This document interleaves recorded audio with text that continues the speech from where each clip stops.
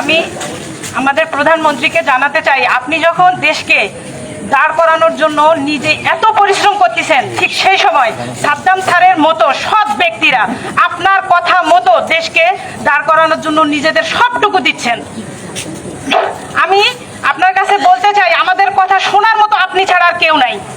আপনি আমাদের কথা শুনবেন। একজন ভালো সৎ ব্যক্তিকে বাঁচানোর জন্য আপনাকে এগিয়ে আসতে হবে। এটা পার্বতীপুরের মানুষের আশা আপনার কাছে। আপনাকে শুনতে হবে আমাদের কথা। আমাদের সাদ্দাম স্যারকে লাগবে। ওনার জন্য আজকে সাংবাদিক থেকে শুরু করে সুশীল সমাজ থেকে শুরু করে সবাই, শ্রমিক, ভ্যান চালক, রিক্সা চালক, এমন কোনো ব্যক্তি নাই, শিক্ষক, প্রফেসর, সবাই, আমরা নারী, সবাই এখানে এসে দাঁড়াইছি একজন ভালো মানুষের জন্য। আমি প্রধানমন্ত্রীর কাছে অনুরোধ করব, আপনি যেমন সমাজকে নিরাপদ এবং মাদক মুক্ত করতে চেষ্টা করতেছেন, ঠিক সেই সময় যখন কোনো অফিসার মাদক মুক্ত করার জন্য এগিয়ে আসতেছে, তাহলে কেন সেই অফিসারের বদলি হবে? কে বদলি করলো তাদেরকে? কিসের জন্য বদলি করলো? কি অপরাধ ওনার? আমরা এটাও জানতে চাই। আর এই বদলি আদেশ পার্বতীপুরের সর্বস্তরের মানুষকে মর্মাহত ব্যথিত করেছে। আমরা পুনরায় যথাযথ কর্তৃপক্ষের কাছে বিনয়ের সাথে অনুরোধ করতে চাই, যদি নতুন বাংলাদেশ বিনির্মাণ করতে হয়, আগামীর বাংলাদেশ বিনির্মাণ করতে হয়, পার্বতীপুরের উন্নয়ন করতে হয়, তাহলে জনাব সাদ্দাম হোসেন স্যারের কোনো বিকল্প নাই।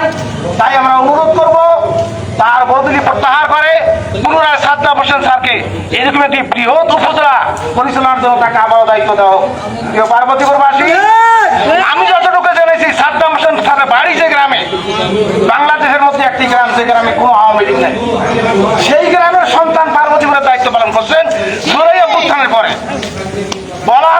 বলা যেতে পারে উনি একমাত্র উপজেলা নির্বাহী অফিসার, গায়ে বস্ত্র নাই, ছেঁড়া কাপড় নিয়ে ওনার অফিসে ঢুকতে, তার সাথে যে ব্যবহার করছেন, এমপির সাথে তাই করছেন, সাংবাদিকের সাথে তাই করছেন, রাজনীতিবিদের সাথে তাই করছেন।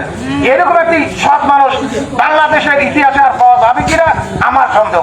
তাই আমরা পার্বতীপুরবাসীর পক্ষ থেকে বিনয়ের সাথে এদেশের আগামী দেশ বাংলাদেশ বিনির্মাণের প্রধানমন্ত্রী তথা যথাযথ কর্তৃপক্ষের কাছে বিনয়ের সাথে অনুরোধ করতে চাই, পার্বতীপুরবাসীর ভাগ্য পরিবর্তনের জন্য, বিশেষ করে মাদক নিয়ন্ত্রণের জন্য, বিশেষ করে উন্নয়নের জন্য এবং এতগুলো মানুষের সাথে সমন্বয় সাধনের জন্য জনাব সাদ্দাম হোসেন স্যারের কোনো বিকল্প নাই।